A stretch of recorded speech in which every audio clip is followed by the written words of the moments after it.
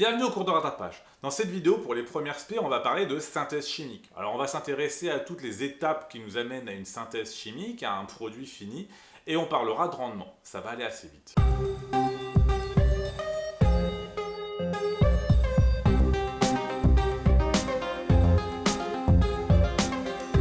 Alors une synthèse chimique se fait en différentes étapes. En fait, il y en a 4 principales, une 5e éventuelle. La première, c'est le prélèvement des réactifs. La deuxième, c'est la transformation chimique. La troisième, ça va être l'isolement du produit fini. La quatrième, c'est l'analyse du produit fini. Et éventuellement, on peut rajouter donc une purification du produit qu'on va soit placer après l'isolement, soit placer après l'analyse. Prélèvement des réactifs, on va prendre les réactifs qui vont réagir. C'est le principe d'un réactif.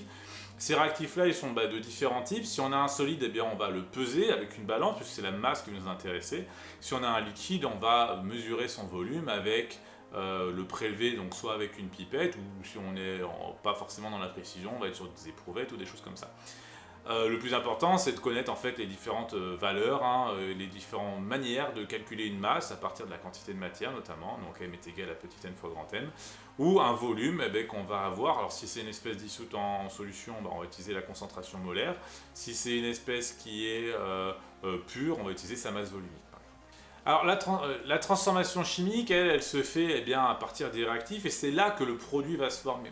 Alors pour qu'un produit se forme, pour qu'une transformation chimique se fasse, il faut qu'on ait des conditions réunies les plus propices.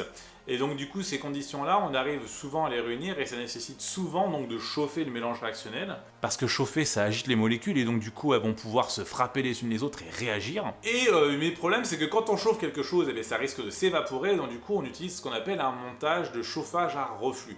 Le chauffage à reflux, le principe est simple, donc je vous en mets ici. On va pouvoir chauffer donc notre mélange réactionnel, donc qui va agiter les molécules et donc du coup produire une réaction chimique, former un produit.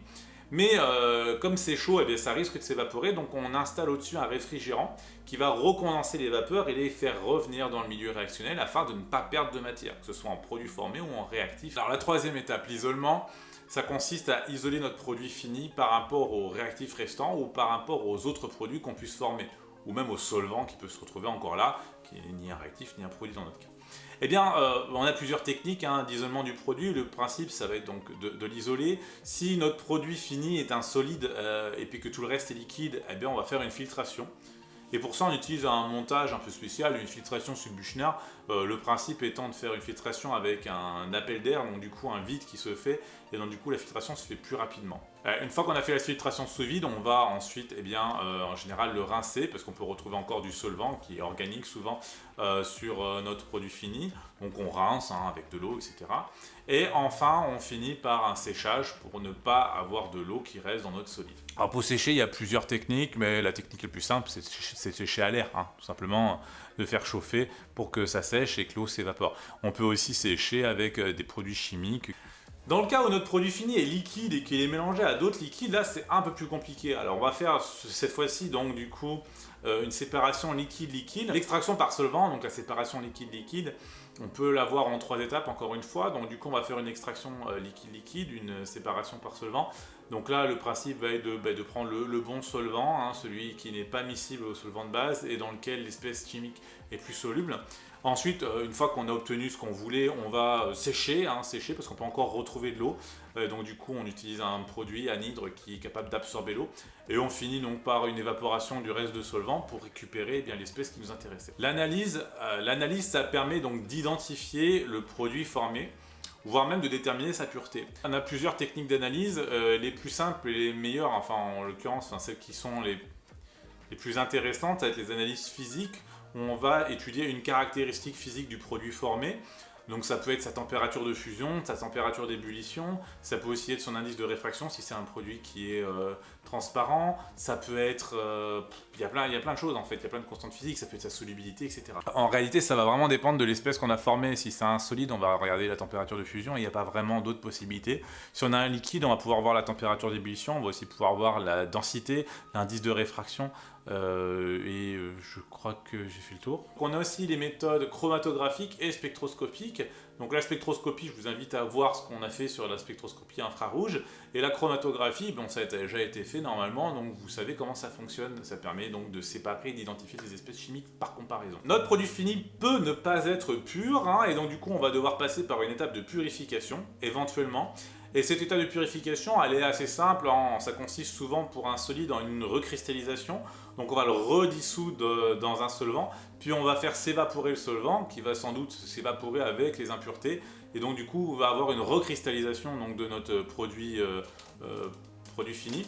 Pour les liquides, eh ben, on va faire ce qu'on appelle une distillation fractionnée, c'est-à-dire qu'on va faire s'évaporer le mélange et le faire se recondenser donc, dans un réfrigérant.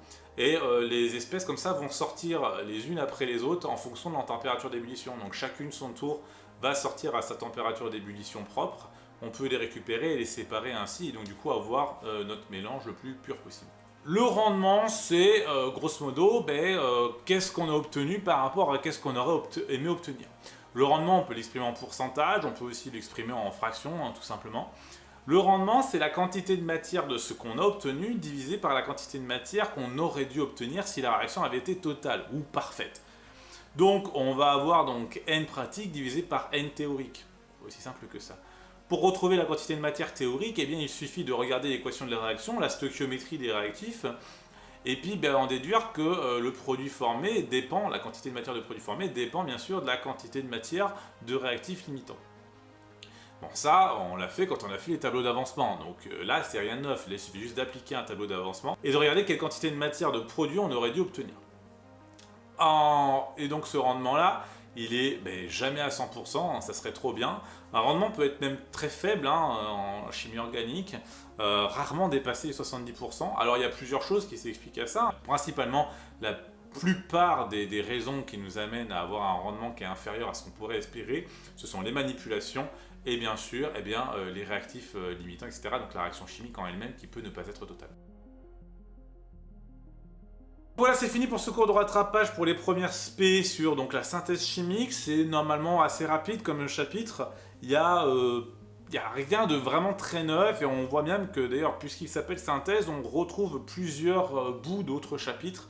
C'est un peu la synthèse de la chimie. Hein. Donc comme on parle de chimie, eh bien, je vous laisse avec une citation d'Alexandre Dumas qui parle de physique et de chimie d'ailleurs, ça c'est surprenant. Dumas fils, je ne sais pas si ça change grand chose pour vous. L'amour, c'est de la physique, le mariage, c'est de la chimie.